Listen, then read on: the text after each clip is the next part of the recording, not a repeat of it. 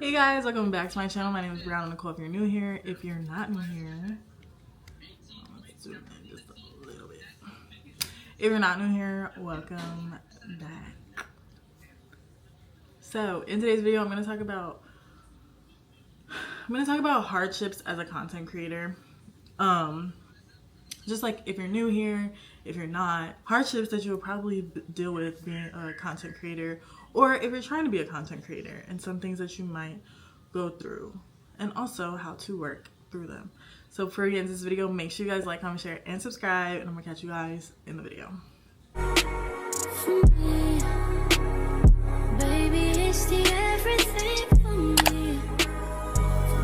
As you guys can tell by the title of this video, we're going to talk about hardships as a content creator, and basically how to work through them. If you hear like my watch in the back, just ignore it.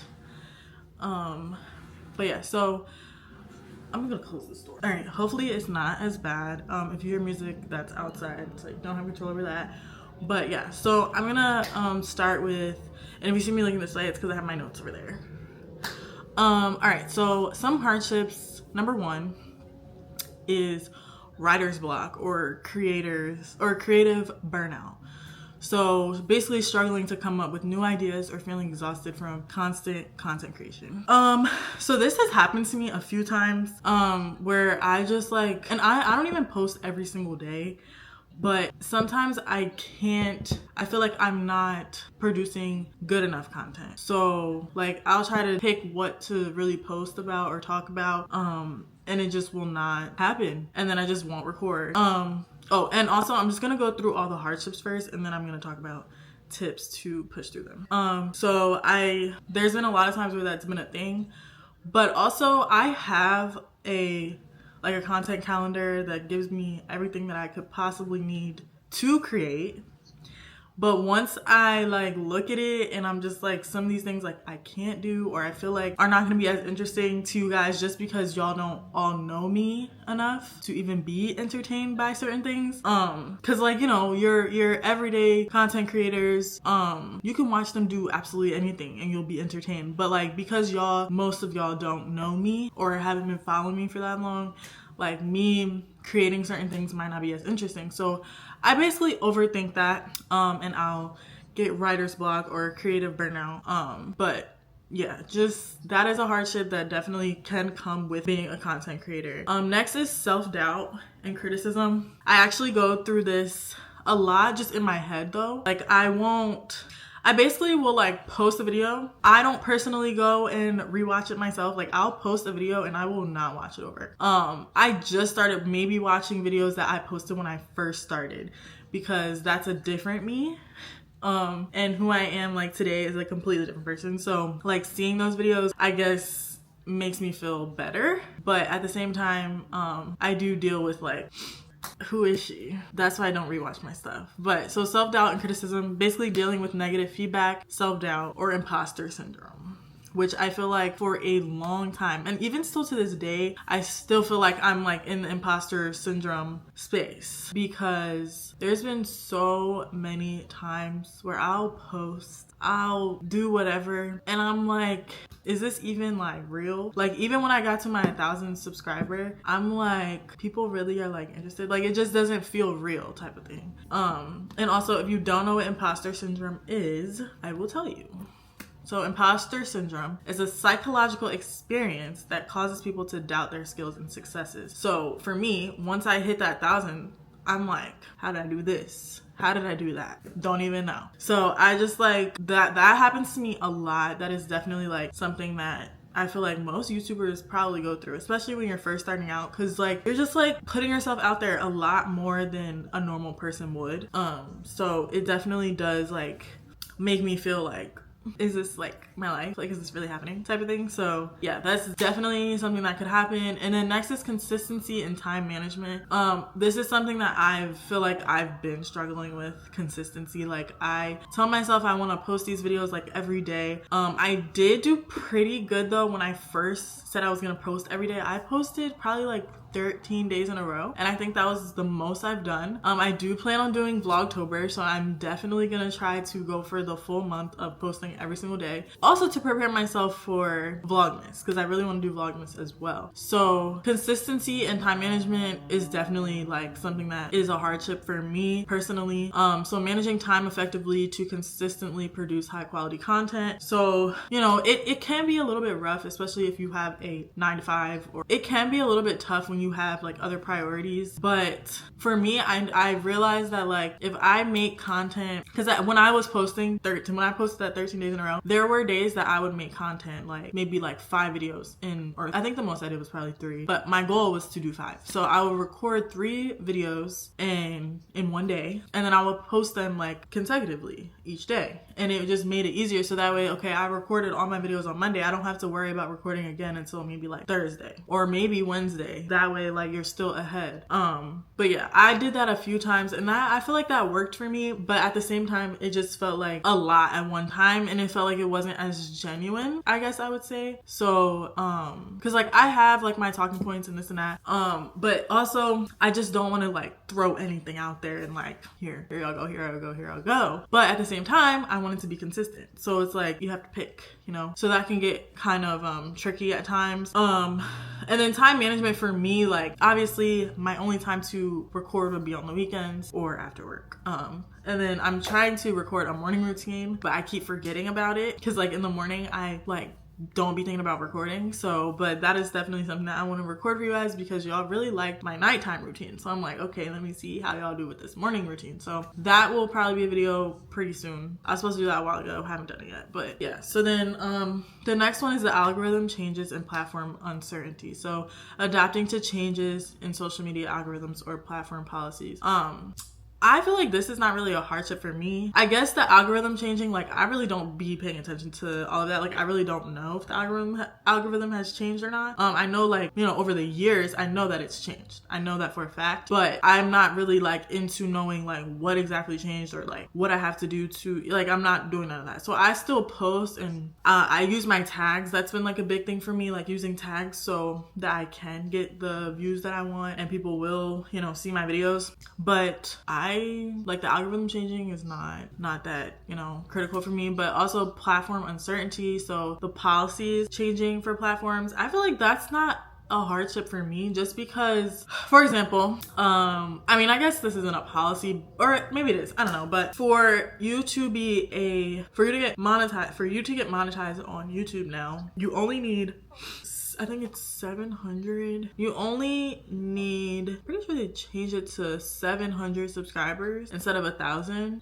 But you still need the public watch hours. And the public watch hours are still at 4,000. And that is like, honestly, I wish they would change that instead of changing how many subscribers you needed. Just because like, as soon as I hit my 1,000 or I was near it, that's when they changed how many you needed. But I mean, regardless, I still have to work to get to my, the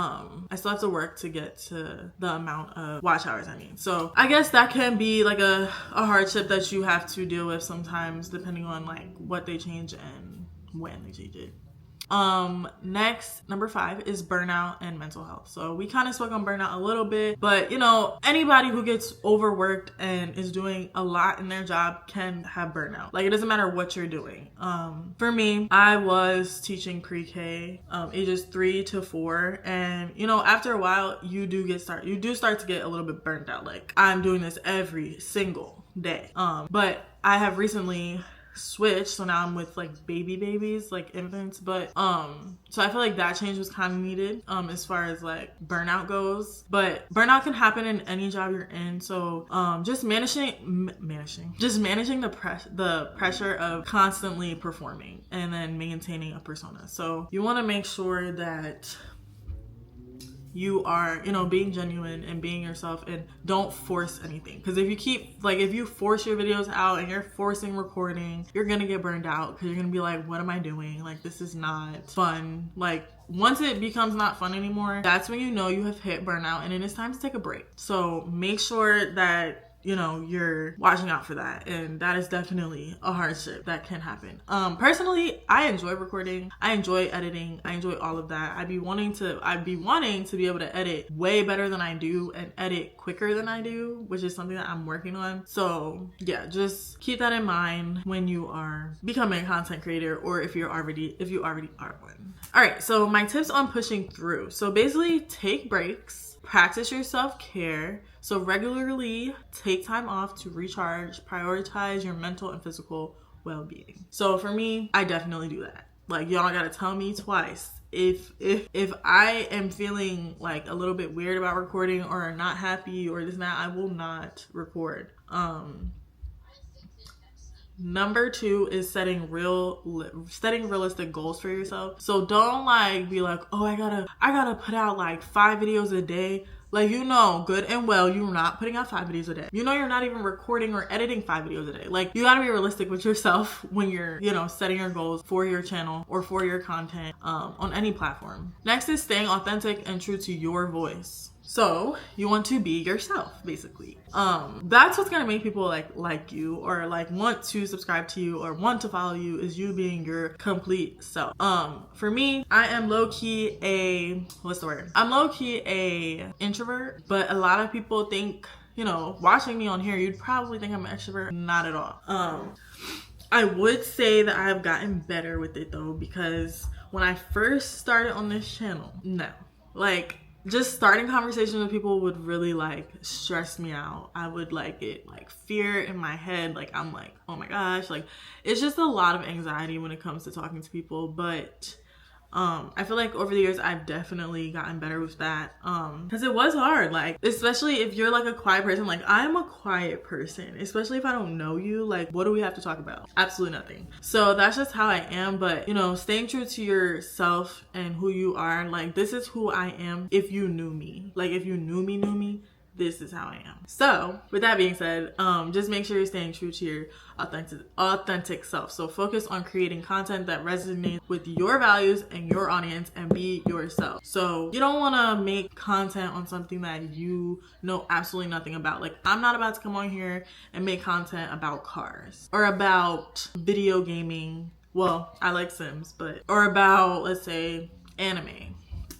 I know nothing about that stuff. So I'm not gonna come on here and talk about that just because I seen somebody else do it. Y'all feel me? So you just wanna make sure that you are being completely true to you and who you are. And when you stay authentic and you create content that you are interested in, then you will, you know, gain the followers and the subscribers of people who like the same thing that you're doing. So yeah, you wanna, and the people you have, the fan base you have, the subscribers, the supporters, the followers, you want them to all be authentic as well. You don't want people to follow you who really don't mess with you like that. Like, that's weird. And then next is continuously learning and adapting. So I feel like I'm really, really good at adapting. Like, if something's about to change, okay, let's put it this way.